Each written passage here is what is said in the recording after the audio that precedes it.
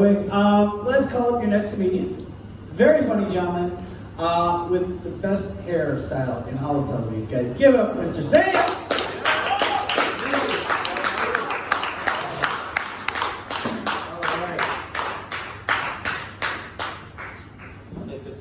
Hey y'all, so I've been here about 3 months. I still only really speak English. I'm trying to learn Hebrew, but there's only a few phrases I really understand. There's one that I picked up, and I have to base everything off my own English understanding. There's one I picked up, a woman walked into a restaurant I was standing in, she went, it means, shit, some bitch, it's hotter than 2 rats fucking in a wool sock under a cold and wood-burning stove in here.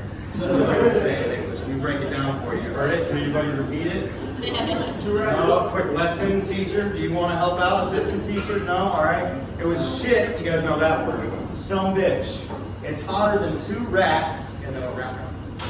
2 rats fucking in a wool sock under a Coleman. That's a brand of camping equipment. You really don't need to know it, but it helps to include it. Wood burning stove in here. So that's one phrase I know. Somebody says, Tom, that's what that means. I heard that for the first time sitting in a van in the state of Kentucky. I don't think you hear it much outside of Kentucky, Tennessee, and maybe West Virginia, but who knows.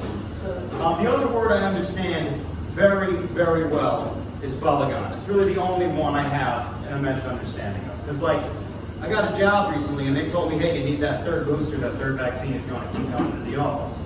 So they sent me down to the vaccine clinic at Hagalil Street with all of the refugees that they're only running for 3 hours one morning last week with everybody in the city who doesn't have insurance or doesn't have citizenship and doesn't know what to do. That's a balagan. And by the way, I know y'all got really nervous in there because anybody says the word refugee in a comedy bit, everybody's like, oh, this is going to be really bad. Okay? Didn't. We're off it. Next thing. Here's why I understand this word.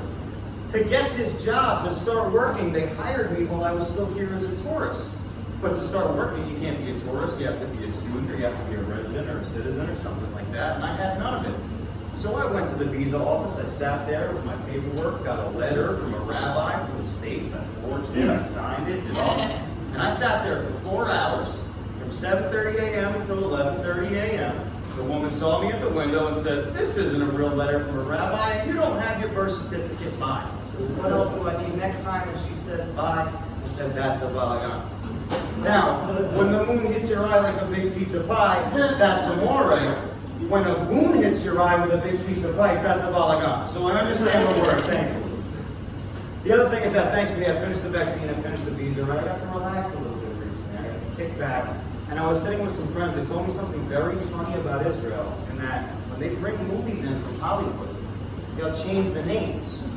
So my friend Francis told me that The Hangover is called something like My Weekend in Las Vegas.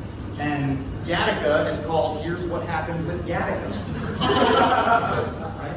Exactly. So I went online, I looked up a few others. I was like, hey, I wonder what some other interesting movies were. 1993, Steven Spielberg classic Jurassic Park. They called it, hey, please don't pet the dinosaurs. 1977, Star Wars A New Hope. They called it This Year in CGI.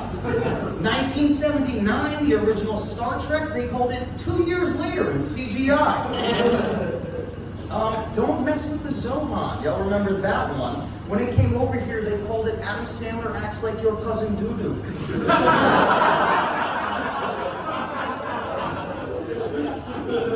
And then finally, I looked back, one of my favorite movies, Raiders of the Lost Ark, came over here. It was actually rated R. It was called This Time They Burn. Okay, anyway.